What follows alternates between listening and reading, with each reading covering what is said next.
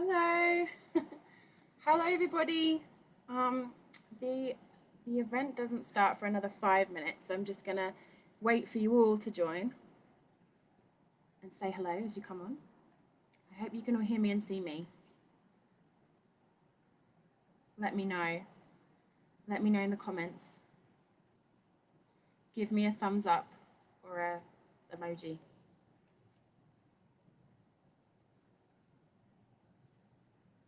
I hope you've all got a nice cold drink because it's sweltering. I've just gone with a boring water, but oh, hello Jackie. Can you hear me? Can someone give me a sign?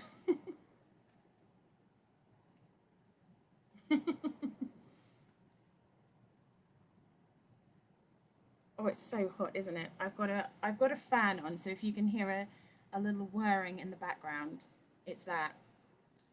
But it is from the pound shop, so it might also explode. I don't know. Fingers crossed. Hi, Bookbugs. Oh, hi, Dragon Tales. Oh, Bookbugs and Dragon Tales in Norwich. Hi, Daniel. Yes, Jackie. Excellent. Right. Okay. We'll all go. Um, well, yeah, I'm not going to start until 2 because we might have more people joining. But in the meantime, those of you who are here early can hear me chatter on about it being Independent Bookshop Week and how amazing that is, and how I'm really excited to be doing an event to celebrate it because I used to be an independent bookseller. Well, I used to be a bookseller at 2 different independent bookshops, and so Independent Bookshop Week was always the time where we got to put up our orange flags and celebrate being independent booksellers. And so it's really cool to kind of be doing an event to celebrate that. Now I'm not a bookseller anymore, which I do really miss, by the way. I miss recommending books all the time. I'll probably recommend loads during this event. It's just like a natural thing. Couple more minutes left. Oh, lots of people joining me. Hello. I'm glad you can all hear me. The bookshops that have organised this at Home with 4 Indies are 4 different bookshops. I'm going to say their names now. Booker Bookshop in Ostra Street, which I've never visited before. In fact, I've never visited any of these before, to my eternal shame, but it's because I don't live anywhere near them. So Booker Bookshop in Oswald Street, Bookish in Crickhowell, Foreign Books in Corbridge, and Lingham's Bookshop in Heswall. I hope I've pronounced all those places correctly, but they all have signed copies of Wonderscape now. I've sent them all signed book plates, so if you want a signed copy, definitely check out all 4 of those bookshops to get a signed copy. Right, a couple minutes left. Everyone make sure you got your cold drinks. Get some more ice in. Don't worry, my lip balm has full blown melted, so I don't know how hot it is in this room, but really hot. I've got a fan on my laptop as well, so it doesn't overheat. I don't know how many people joining us will have read Wonderscape. So if I talk about it and you know everything, I'm sorry about that, but I'm definitely going to talk about it for people that haven't read it as well. So yeah. Okay, we'll wait a couple more minutes whilst lots more people join. Hello, everybody. Oh, excellent, Anne. I'm glad you said that you can hear me loud and clear. Daniel, just a crying face. Excellent. Hello from the Wirral. Ooh, hello. Oh, no, Daniel, you said, ooh, which ones? Do you mean which books? Oh, bookshops. Did you mean which bookshops did I work in? I've only just realised that you can scroll down on the thing. That's why I'm really late with my responses to your questions, but I'm sure I know that now. So, if you wanted to know which bookshops I worked in, it was Tales on Moon Lane, which is an independent children's indie in South London in Herne Hill. And before that, I worked in Foyle's bookshop on Charing Cross Road before it was taken over. When it was just an independent bookshop, I worked, okay, Daniel, I'm answering the right question. I worked as the assistant children's buyer there, running the children's department, which was really fun. It was in the old Foyles, like the old building, where it was still kind of lots of nooks and crannies and things were falling apart. And I mean, not that that's a great thing, but that is in a lot of independent bookshops. And yeah, it was such a cool, vibrant place to work. All the staff were really, really fun, and we had loads of great customers because it was in the centre of London. Loads of kind of cool people came to visit us, and I got to meet lots of amazing authors, lots of incredible children's ones, and great, great adult ones as well. So yeah, it was really cool. It was really cool working in both of those stores actually. Hello, Pauline from Warwick. Oh, I remember you. I visited your bookshop and it was lovely. That was on the tour, one of the Uncommoners tours, I think. Right. Oh, hello, Leanne. Hey. Right, it is 2 o'clock, so I'm now going to start, and I think lots of people have joined, but yeah. So I'm going to start it now. Oh, you know them well, the New Moon. I'm quickly talking to Daniel. Yeah, yes. So that's where I used to work. Tales of Moon Lane is brilliant. So let's start the event now. Have a little bit of water.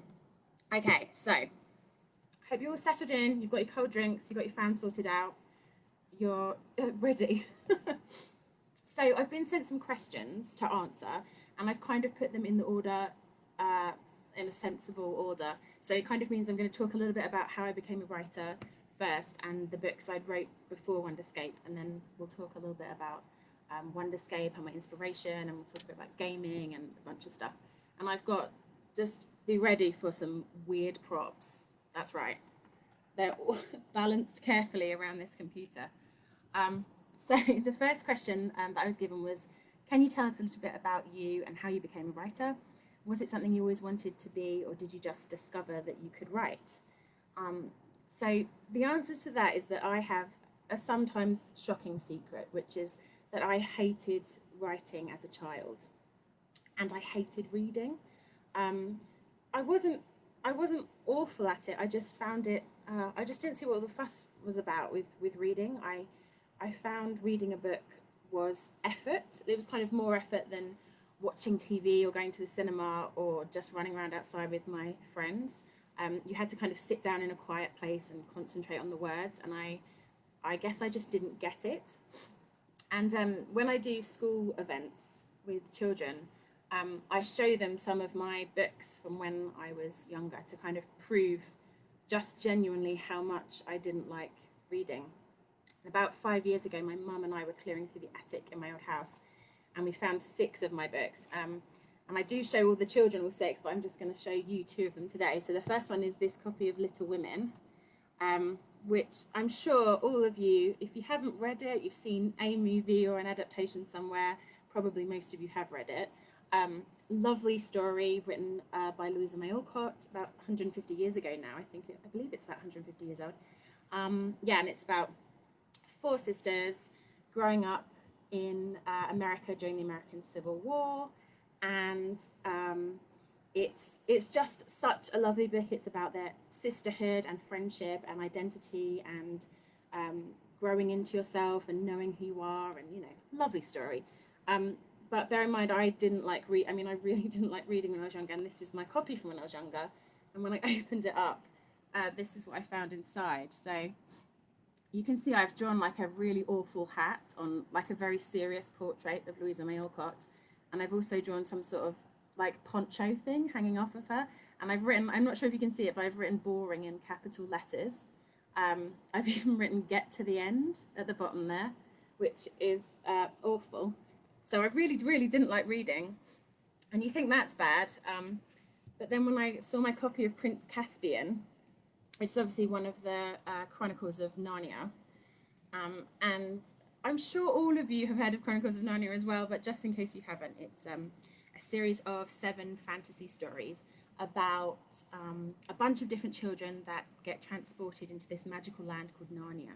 And in Narnia, like half of the animals can speak, and there's this magical lion, and there's this horrible witch who's put a spell of eternal winter over the land, and there's like sword fighting and kings, and it's really, really cool.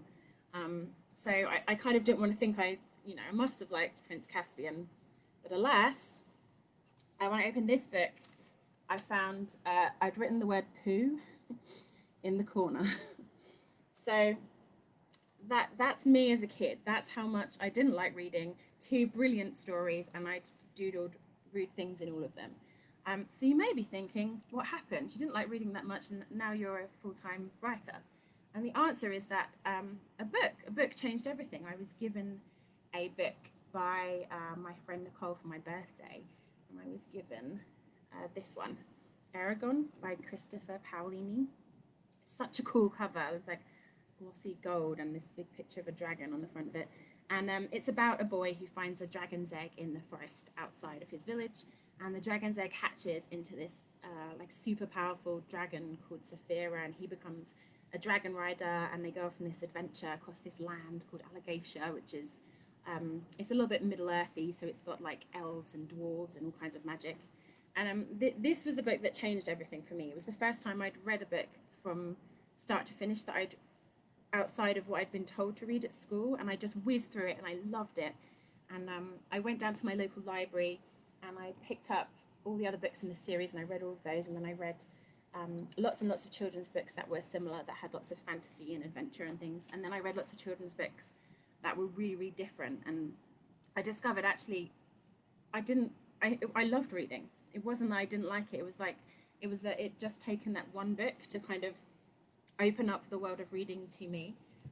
So I always do try and tell children that, because I think it's important that if you're not very keen on reading, that it can all change. It just takes the right book. So obviously I didn't want to be a writer as a kid because I didn't like books. I didn't understand how brilliant they were at the time. But then I got a job working with books because I did love them. And it was when I was working with books that I tried writing, because I thought I loved reading stories, and I just thought, I wondered if it would be as fun to write one yourself. So that's why I started writing. By the way, if you've sent me a question, lovely Jake Tinsley, I'll answer it at the end when we do the questions. Oh, and Beth Evans, thank you for your question. I will answer that as well.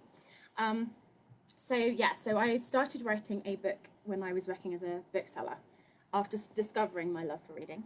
And the second question I've been given is, your first book was called Crooked Sixpence and was part of the Uncommoners trilogy. Can you tell us a little bit about it? So this is my first book, Crooked Sixpence, and it was part of a trilogy called The Uncommoners, and the second one, Smoking Hourglass, and the third one, Frozen Telescope. And they are about a brother and a sister called Ivy and Seb, and they discover a secret world hidden in these huge caves under London, where people trade in uncommon objects. And uncommon objects are everyday items that you might find around you at school or at home, but something's happened to them to turn them uncommon, which you find out about in the book. And when they become uncommon, they can do extraordinary things. So, remember this toilet brush I got out earlier? This is a normal, everyday toilet brush, but if it were an uncommon toilet brush, it wouldn't look like this at all. It would have sparks of electricity crackling through the bristles at the end, and if you pointed it at someone, you could electrocute them. So that's the kind of, they're not all weapons in London, but that's an example of an uncommon object. So it's about a story about some children who discover that world exists and go on an adventure there. And the third question is about the next book I wrote after the Uncommoners series, which is called Agents of the Wild. It says, Agents of the Wild series is for slightly younger children. What was the inspiration for this series? Are you a passionate animal lover, particularly for endangered species? So this is the book that the question's about. And it's the first in a series. This is Operation Honey Hunt. And there's another 2 more. And this is about a little girl called Agnes Gamble. There she is. And she gets recruited into SPEARS, which is the Society for the Protection of Endangered and Awesomely Rare Species. And she gets sent all around the world with her partner Atty, who's an elephant shrew. He's a kind of an uppity elephant shrew, a bit of a chip on his shoulder. Everyone thinks he's a rat. He's not. They get sent on these adventures all around the world, saving endangered species. And I was definitely an animal lover before I started writing the series, and I knew some extent of the plight of endangered animals, but it wasn't until I started writing it that with all my research I kind of found out a lot more. And the first book is about deforestation in the Atlantic rainforest. See by the gorgeous green cover. And the Atlantic rainforest is the most biodiverse place on Earth, and so all the issues that it's facing and the threats it's facing mean that thousands of species of plants and animals are in danger. The second book in the series is called Operation I Speak. That has a 7-penguin K-pop band it features. And it's also Agnes and Natty, and they go to Antarctica, and they're looking at animals that are under threat from global warming and ocean pollution. And then the third book, which I just handed in a couple of weeks ago, is called Operation Sand Whiskers. And Agnes and Natty are sent to the desert, the eastern desert in Egypt, to hunt for an illegal animal trader. So they look at different issues. So yeah, I was always passionate about animals, but I think now I've done a lot more research, I'm definitely more passionate about endangered species as well. And then the final question in the kind of intro section before we get to Wonderscape is, world building is obviously something that you excel at. Thank you very much. The Uncommoners has been compared to Harry Potter. How do you set about creating a world for your stories?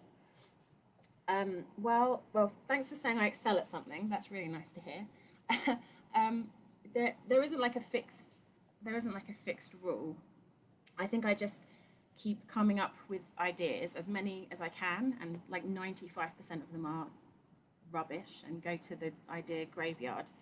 And a few of them I think that might be a keeper, and I put them in a notebook, and I start kind of building around them and asking, so I had, in fact, for the Uncommoners, I thought, I had an idea about a scene where a main character has a face-off with an enemy who's using a toilet brush as a weapon. I just thought it was hilarious. I thought children would find it really funny, and it was kind of that juxtaposition of, it was stupid, but it was a really tense scene, and I liked that. But then how would that work? Why would anyone be using a toilet brush as a weapon? So every idea you have creates a series of like, why is this happening? And then you have to answer those questions. And then eventually that kind of builds into a world that has rules and reasons and natural conflict that the characters would come across. I put all my ideas in a notebook. So this was my notebook for Smoking Hourglass, the second in the Uncommoners series. It looks pretty boring on the outside. It's just called IV2 because I hadn't titled Smoking Hourglass when I started writing it. But the inside is, full of post-its and ideas and, a whole bunch of stuff and work based on the world building that I was doing for the second book. And I think inside the front cover, I always write my ideas for the titles of the book.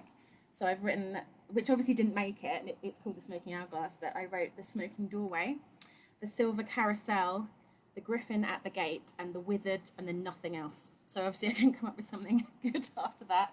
So yeah, it's kind of like I just do a whole bunch of ideas, and those ideas lead off to questions, and then eventually the world develops from there.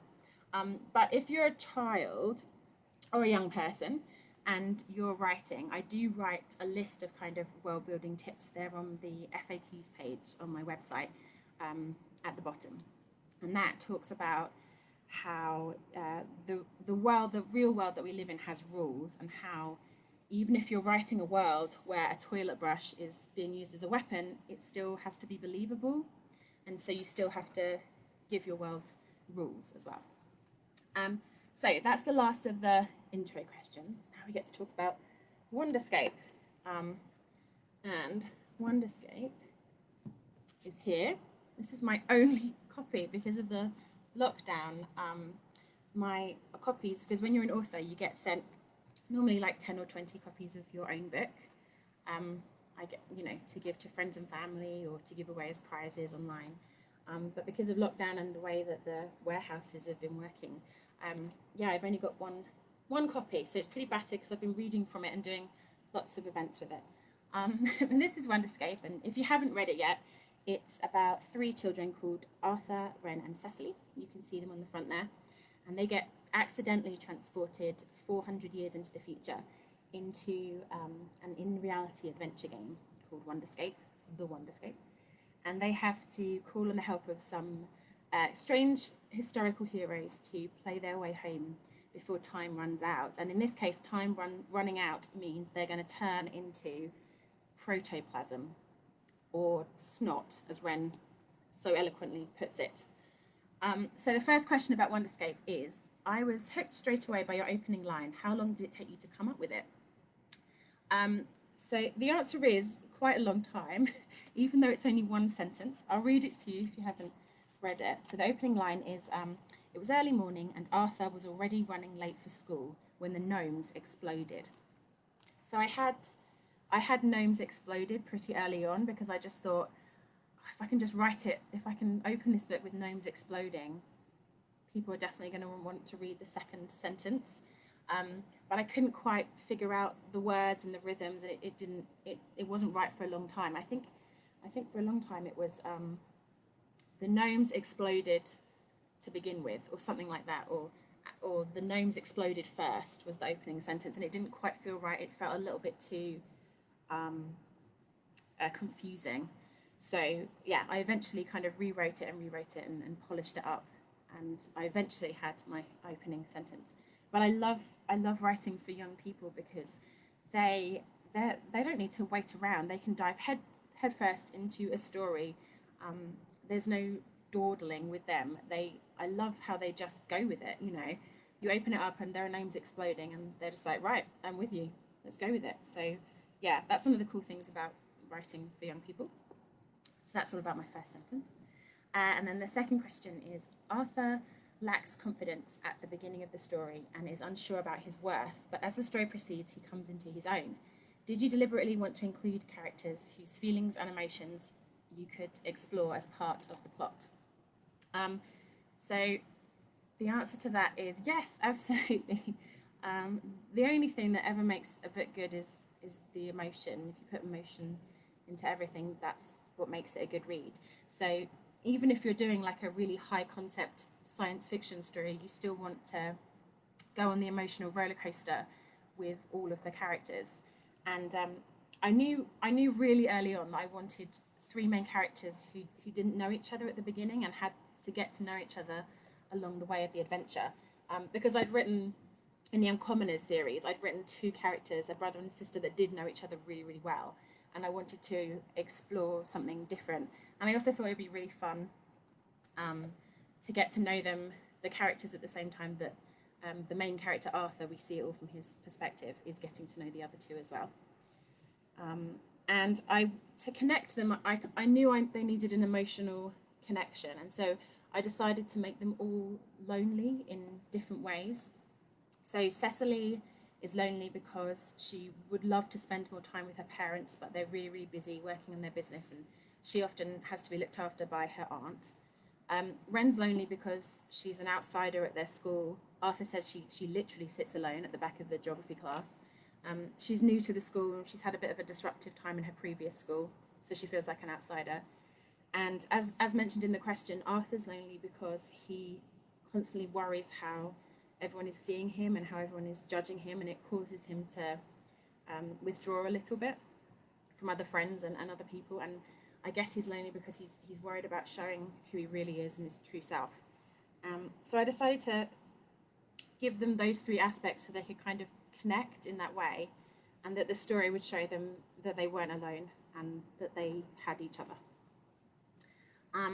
So question 8 now. We love the fact that there are historical characters in your book. Can you tell us a little more about this and why it was so important to feature these incredible real-life heroes? And I've grouped that question together with 11-year-old William Evans. I think one of the other questions in there is from William. And he also said, how much research did you have to do about the heroes? So I thought I'd talk a little bit about the heroes. So when I was younger and we were studying science in secondary school, I remember studying about Isaac Newton, and I thought it was really cool because he discovered gravity, and in my head I just thought gravity had always been around, and everyone had known what gravity was, but it was really cool to read that no, someone discovered it. And I remember in the textbook that we were learning from, this is one of the books I read about Newton, it was this picture that we were shown in the textbook. that picture of him. So he looked, it was black and white, and I thought it was strange that he looked young, but then he had all this white hair, which obviously I later found out was he was wearing a wig because that's what guys did in them days to keep cool. Um, and I found him intriguing, and there was no, we were learning about his discoveries, but we weren't learning about him. And I definitely thought I wanted to know more about him. And I remembered that I had that memory again when I was starting to do the world building for Wonderscape. And I just thought, oh, it'd be so cool to kind of bring these characters, bring these historical heroes to life somehow in a different way. And it's been done plenty before in children's books and adult books, in time travel going backwards. So people going back in time and meeting the real life people.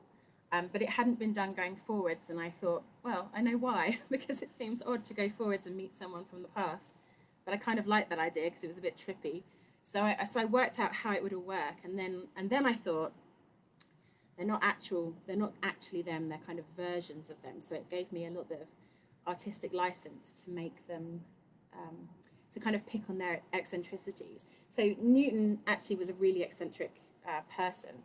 So when Arthur, Ren, and Cecily meet him in Wonderscape, he's wearing unicorn slippers, and he's living on this research ship called the Principia, and he's surrounded by robots, and he's not really kind of fussed about that. He's just the biggest thing I got about researching Newton was that he just had this curious mind, this unbelievable natural curiosity, and so I wanted to make sure that the character in my book had that at the essence.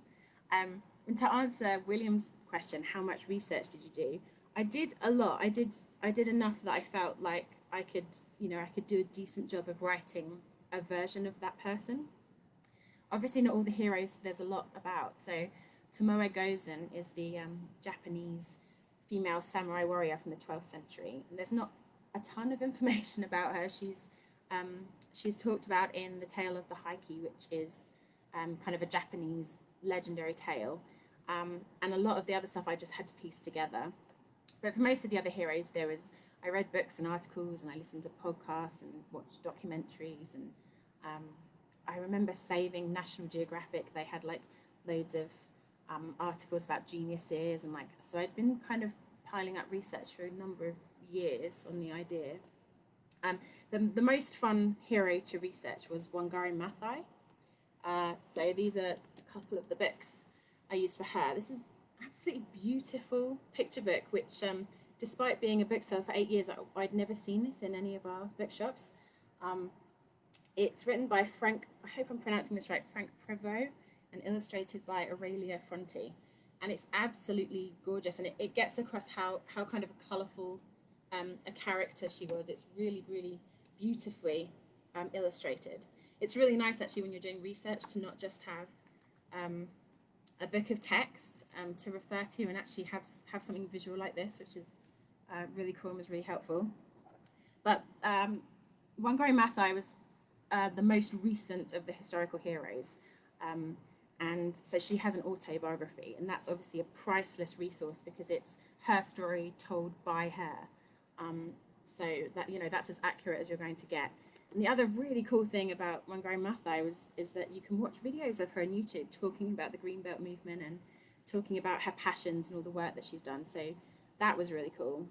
And I thought I'd tell you a little bit about how I would come up with the idea, one of the ideas, the challenges in Wonderscape.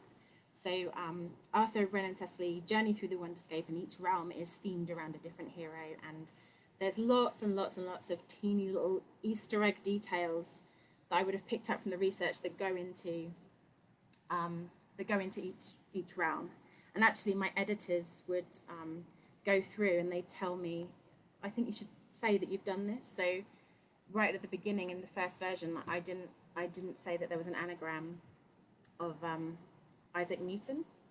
So Arthur, Ren, and Cecily go onto the ship and they see this portrait of a sea captain called W. St. Ocean, and that's an anagram of Isaac Newton. And I had just left it as a kind of an Easter egg, but my editors said, we think you should flag that up. So I flagged that one, but I didn't flag hardly any of the others. Anyway, back to Wangari Maathai. So I was reading her biography, her autobiography, And there's a little section near the beginning of her story when she's only 7 years old, and she grew up in the foothills of Mount Kenya in a village, and she becomes the first girl in her village to go to school, and she goes to school in a place called Nyeri. I hope I'm pronouncing that right. It's Nyeri, and that became one of the planet names in Wonderscape. Anyway, she goes to school in this place called Nyeri, and it's the first time that she's done a really long journey away from her village to go to school.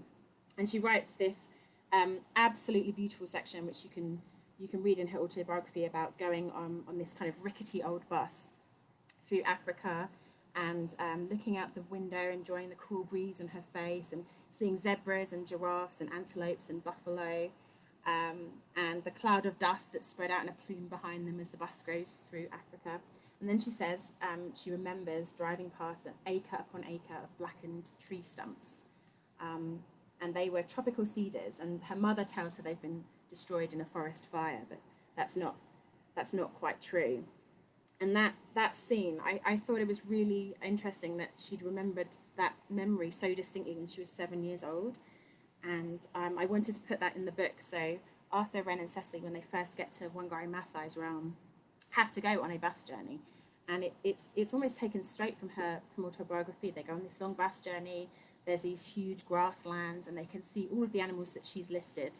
And they're given these kind of like a visor to wear, which is distorting what they can see, and they eventually work out that that's part of the challenge, is to take off their visor and to see the reality of what's going on and the reality of the problems, which is that all the animals they can see aren't really there, and they can just see these fields of blackened tree stumps, and all the animals are actually machines chopping them all down and things. So that whole scene and that whole challenge came from Wangari Maathai's own story, and that's kind of how I worked with all the other heroes. So I read all the little details of their story, right down to what their favourite food was and things, and I'd try and put them in the book, but then I'd twist it. So Isaac Newton, for example, his challenge is set on a ship called the Principia, which is based on the title of his most famous work, the Principia.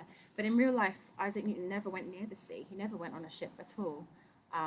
So it was kind of like I'd take the real details, and then I guess I'd just shift it or twist it, because I just thought it was more fun that way. And that's often what drives it. Is it fun enough? Is this fun enough, or do we need a really fast like race down the side of a mountain, for example?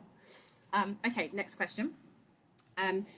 This is from 11-year-old William as well, which is, what made you base Wonderscape in 2473? So that's actually a really quick, possibly dull answer, which is that I wanted the story to be set far away enough that all the technology would feel like magic. And so I thought 400 years was, a good enough punt. I didn't want to do a Back to the Future when, because Back to the Future kind of came out in the 80s, and they thought that we'd be flying on hoverboards in 2015, which we weren't. So I was like, I'll be safe, and I'll go 400 years into the future. So William, that's the answer to that one. And if you haven't seen Back to the Future yet, just do it. It's brilliant. So the next question is, the story plot takes the form of a game the characters have to navigate. Do you game yourself, and how did you come up with this idea? And then William's questions that were connected to that are, did you play video games as a child, and what is your favourite game? So I didn't come up with the idea of setting a story in a game. That's been done before. I guess most famously with Jumanji, which was originally a picture book by Chris Van Allsburg, who, if you haven't seen any of his artwork, just check him out. He's such a brilliant artist. He also did the picture book of the Polar Express, which was turned into a movie. But anyway, Jumanji, and then Ready Player One, fantastic novel as well. So there've been other stories set in games. I kind of didn't want to do that. I didn't want to rehash it in the same way. I kind of didn't want children to be sucked into a game or to be in a virtual reality game. So I wanted it to be real. And I guess pitching the story 400 years in the future means that you can kind of feasibly imagine that gaming has changed. Gaming's really, really moved on. So I did lots of research into emerging technologies and emerging gaming, and live escape rooms are becoming like a big thing now. Um, they're they're really cool, and people are kind of searching for that real life rush. And I mean, even virtual reality to an extent. You know, when you're wearing like a virtual reality visor, um, and like maybe you're playing a game where you've got a sword or something and you're fighting off monsters. Even that is kind of an attempt to search for reality. It's trying to make everything more immersive. So I imagined that gaming would become even more immersive and even more immersive until eventually you're really there in the game, and you're kind of given your gaming superpowers through various bits of technology. Um, and that idea, once I had that idea, I thought that would just be really fun to set a story into. Yeah, and then I put my historical heroes into it, and then I worked from there, and I filled out my notebook on world building ideas. Ben Williams' question about did you play video games as a child, and what is your favourite game? I did play video games as a child, and I still play them now. I probably play video games once a week, normally at the weekends, or maybe on a Friday evening after work, because they're just so much fun, and they're just great escapism, and lots of them, especially today, have amazing stories. I'm playing one at the moment called Horizon Zero Dawn, and it's about this girl who gets kind of ostracized from her tribal village and kind of thrown out of her village, and she has to set off on this quest across the land to discover who she really is, and why she's really been thrown out.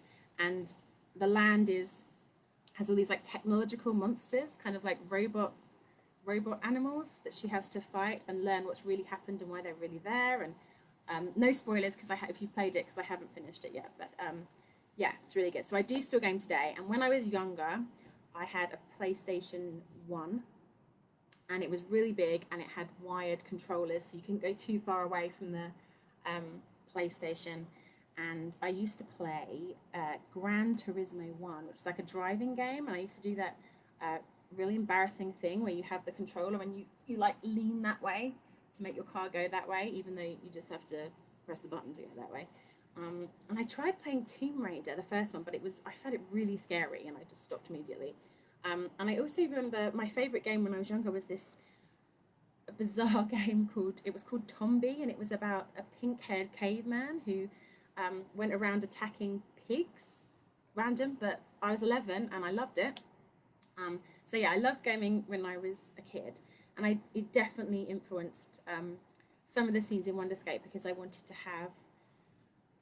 to, even though it was set in the future and it was very different from current gaming, I wanted to, I guess, flavor it with the feel of a video game that you would play nowadays. So I talk about things like spawning points.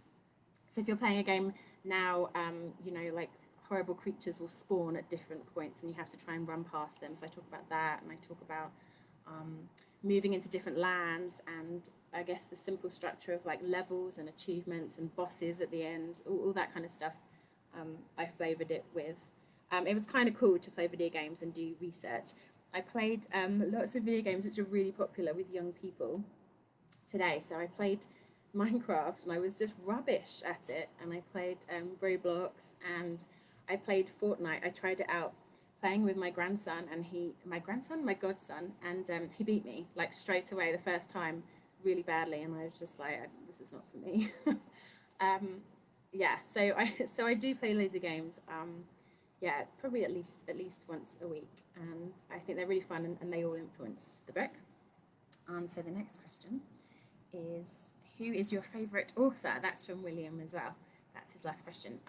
My favourite author is Rick Riordan, who writes.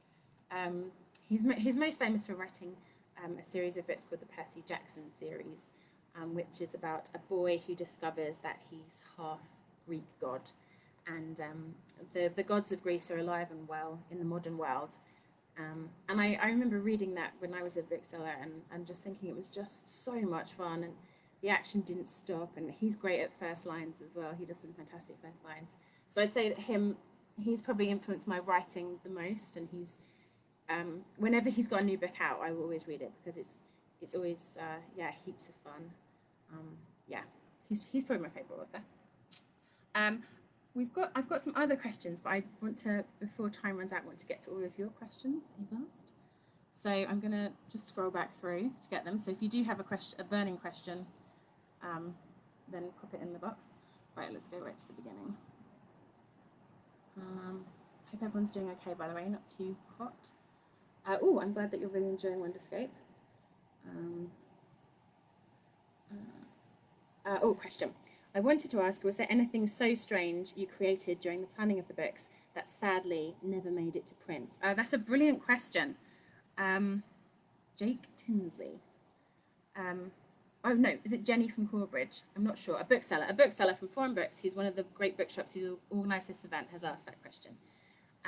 Is there anything so strange you created? There isn't anything. There wasn't anything so strange that I created that I left in for my editors to see. Let's put it that way, because I think I had tons of strange, awful ideas, but I never let my editors see them because I always realised, by the last minute, like, that's rubbish. And I remember one day I was writing and I had a really tight deadline. I was kind of retired and my brain was a bit mushy, and I was trying to write a scene in the desert realm, and the children are kind of, I wanted to give it lots of atmosphere, and I wanted that's themed after a futuristic hero, and so I wanted all the food and everything to feel really futuristic. And so my brain was mush, and I was trying to think of futuristic food, and I was like, I've got it, banana-shaped oranges, and I wrote it in, and then I sat back, and I had 30 seconds, and I thought, I think that's the worst thing I've ever written, and then it went straight out. So to answer your question, yes, there were awful ideas. I wouldn't say they weren't strange but good. They were strange but awful that came straight out. There's lots and lots of hidden gaming references. So there's a type of food in there called a time fritter, and that's a reference to Time Splitters, which is a kind of a big best-selling video game.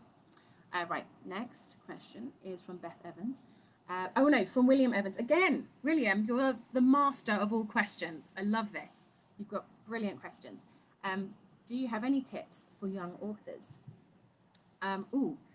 Maybe that means that you are a young author yourself and you've decided to, give it a go writing, which is very exciting, and good luck. So my tips for young authors are, I actually do write a lot about this on my website, on my FAQs page. So if I forget anything, you can always go and read that and check back. But my tips are to generally persevere and not give up. If your dream is you want to be an author, you want to write a book from start to finish and write the end at the end of it, then the key is not giving up. Even if you're not quite sure, or the story's lost in a bit of a tangle, or you're not really sure how to proceed, it's don't give up. Kind of keep trying and keep persevering. And I guess, remember what I was saying at the beginning about having a notebook with loads of ideas, and 95% of them are rubbish, and it's only 5% of those ideas that make it. If all you do in your writing day is you write one good idea, then that's good enough. That's like the little bit of magic that you need to make something special. So don't put loads of pressure on yourself to, write a whole chapter by the end of the day. It's about making little progress and then finally getting that, amazing finished product. The other advice I give is probably something that lots and lots of authors say, which is write what you love. I love reading the kind of books that, the kind of really fast-paced adventure stories that make you feel like you're, sitting on the top of a roller coaster when you start off reading at the beginning, and then the story gets going and you're just on that roller coaster the whole way down. Those are the kind of books I like reading, and those are the kind of books I'm good at writing. I'd be rubbish at writing other kinds of books because it's not my bag. It's not what I really enjoy. It's not what I know really well. even though I love reading other stories and I love admiring all the work that other authors have done, I know what I can do, and I wouldn't try and write a story that maybe wasn't for me. So think about what are the kind of books that you like reading? Who's your favorite author? What are your favorite stories? And think about writing a story like that, like the kind of stuff that you love. Next up. Um, oh, oh. Okay, Jake's saying hello. Oh, it's Jake. Yes. Okay, good. Jake, not Jenny. And yes, thanks for the brilliant. Well, thanks. But I did a brilliant answer. I'm not sure. Oh, someone said I met Cressida Cowell at a book event 3 years ago. Lucky you. She's amazing. There's so many people, so many authors that I met when I was a bookseller, that really inspired me. When I was writing my first book, Crooked Sixpence, I can't find it. Oh yeah, here we go. When I was writing this one, the first one, I wrote it, when I was working as a bookseller, I wrote it in my lunch breaks. And we only had an hour's lunch break, and I used to go and sit in the staff room of Foyles, which was the big bookshop I worked in. And the staff room was kind of the place where all the free books that nobody wanted and ended up. So it was like a graveyard of unwanted books, and I used to kind of sit in the middle of it and write my book. And it's really difficult when you're working a full-time job to kind of get the motivation to put loads of work into something else. And by meeting lots of other authors, so Cressida Cowell, and lots of other ones, they really, really inspired me to kind of keep going and to think that I could do it. So if you're lucky enough to go to lots of events like that, then hopefully they'll be really inspiring like they were for me. With my you can't wait to share this interview with your class on Monday. Oh, awesome. I think whenever I visit schools and I talk to children, I think the thing I try to get across is it's okay if you haven't found a book that you like yet. It's okay if you actually don't like reading yet, because it can change. It's not a forever thing. It just means you haven't found the right book that you like. Like, it took me, I was 23 when I found a book I liked. I mean, I wish I'd found one sooner, and I wish I'd started reading when I was younger, but a lot of authors I know, a lot of children's authors and adult authors, read loads when they were a kid, and they kind of got switched on to reading really early on, and they are brilliant, brilliant writers. And but I think when children hear that, that's kind of like what everyone says. They liked reading when they're younger and they wanted to be an author, and it's really cool to have a dream when you're younger and then have that career when you're older. But I think it's just as important to say that that wasn't my story. Like, I did find reading, I just didn't get it at all. In fact, talking of inspiring people, I once met Chris Hadfield, he's a kind of a famous Canadian astronaut, and he's been into space like I think 7 times. So imagine how good an astronaut you have to be to get sent up 7 times. I think he was commander of the ISS. Anyway, and he showed us a picture of him as a child, and it was him in a little cardboard box which he'd made as a spacecraft, and it was so cool that someone that young, he'd wanted to be an astronaut, and then he'd grown up and he'd done it. It's really cool. So I think that is just as inspiring, but I think it's important to say that it doesn't always happen that way. And if you'd have asked me what I wanted to be when I was younger, I don't know. I didn't know. I had no idea. Anyway, I think we've still got about 10 minutes left. If you're still with me, maybe take another sip of your cold drinks. I've got a few other questions, or if you've got some questions that you'd like to, if you have any, you can pop them on. If not, I'll answer some more of the questions that I was given from the lovely organisers. Someone said a graveyard of unwanted books sounds like a great idea for a new book. Yes, it does. It does. I've got loads of ideas for new books, but the trouble is trying to, not go off in different tangents and trying to just fix with one and go with it. So at the moment I'm writing Wonderscape 2, and then I'm developing another 2 series, but you have to be pretty other good young writer advice, you have to be pretty disciplined. If you've got lots of different ideas for lots of different stories, that's awesome, and they definitely all need to be written down and recorded because they're probably brilliant. But you've got to, pick your one idea and go with it, and otherwise you'll never get to the end. Right, let's do another question, I guess. Is a writing routine important? I guess I've talked a little bit about that maybe. My writing routine is my writing routine is just get it done. Like I'm given a deadline. We need your manuscript in by there, and so I kind of sit with I'm one of those really organized people that kind of can't do anything unorganized. So I have my diary and I'm like, right, I've got to hand it in then. I've got to have a week to just polish it. So which means I have to have finished writing it by the Friday before. So I do like a schedule like that. And I give myself a couple of weeks at the beginning to plan it all out. And I guess I write a kind of like essay style plan. So I start with a simple beginning and a middle and an end. And roughly for middle grade, I planned about 30 chapters and each one about 2,500 words each. And then I kind of start plotting the action in those 10 chapter chunks. And sometimes it doesn't fall like that. It's not always formulaic, but that is a good place to start. And then the biggest lesson I've learned writing in terms of a writing routine is just to kind of like go with it when it takes you. So just go with it, even if it's kind of 7 p.m. and you kind of want to stop writing because you've worked the whole day, but actually you're firing on all cylinders and your imagination's going, and then you just have to kind of keep going. And sometimes I have really bad days where I can't think of a good, it's a banana shaped orange day, where I can't think of anything good to write at all. And I think the important thing on those days is not to beat yourself up about it, and just to be like, I can do it. So that's my writing routine advice.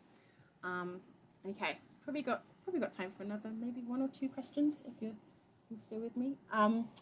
We've got, has lockdown been an advantage or disadvantage for your writing? I guess I'm lucky in that it hasn't. I work from home in an office, so it hasn't affected me as it has many people across the country. When we went into lockdown, I had just started writing a book which I had to deliver in 4 weeks, and it was a particularly tight deadline. So the only thing I found challenging is that normally I'd go out for a walk, maybe if I was stuck with an idea, and try and kind of think it over in my head, or I might sit in a cafe and write, because sometimes ambient noise is really good for allowing your imagination to wander, something like that. And obviously I couldn't do either of those things. So that was pretty tricky. I was kind of just stuck at the desk. But it wasn't really that bad at all. It's difficult for the industry, for publishing industry, because obviously not a lot of people are able to get to shops, and so not many books are being sold and things like that. So I guess that affects me, and that's difficult. But it wasn't too bad. What will your next book be about? Will Wonderscape continue? I'm writing Wonderscape 2 at the moment, but it's all very stum, because I haven't talked to my editor about it, so I think I probably can't really talk to you guys about it. But I'm trying to make it even better than the first one, and kind of more exciting, more surprising, kind of big twist at the beginning. Lots of different games, different gaming worlds. I can't really tell you, even if I tell you the title, that kind of gives away what's going on, so I can't even tell you that. One of the questions is, should we do we've got about 3 minutes left. So one of the final questions is, you have 3 key characters who are all very different. Do you think that 3 is the magic number when it comes to characters? Well, I think three's been my magic number for 2 series now, because I had 3 main characters in The Uncommoners and 3 in Wonderscape. I like the dynamicism. I like the dynamic of it. I like you can have one character be captured and the other 2 have to rescue her or him, or you can have one character is a bit more mysterious and a bit more aloof, and you can have the other 2 kind of ganging together, and there's more opportunity for conflict. if you've got just two characters, it's yeah, there's less opportunity for that. But I wouldn't say all my favorite stories have three characters, and it's probably not the magic number. It's just the number I like. And I guess it just depends what kind of story you're writing. But I really wanted three characters in Wonderscape, and they just came to me fully formed. I just had Ren and Cecily straight away, and Arthur. And I think another good tip for a young writer is you need to like your characters. You need to really, really like them. Even if you're writing a book with a main character who's an anti-hero, like Artemis Fowl, who's a kind of a mastermind criminal, you still have to really like him, because you're going to spend loads and loads of time writing with him. So you have to make sure that, you really, really like him and you like everything about them. Even if they're troubled and flawed and, all that kind of stuff, you're going to enjoy going on a story with them. So, unless anyone's got any final questions, I think it might be time for us to say goodbye and go and top up our icy drinks and chill out and have a lovely weekend. So I think we've had no more questions. I would like to thank everyone for joining me, giving up some time on your sweltering afternoon to listen to me ramble on at points aimlessly. So I'm really pleased that you stuck with me.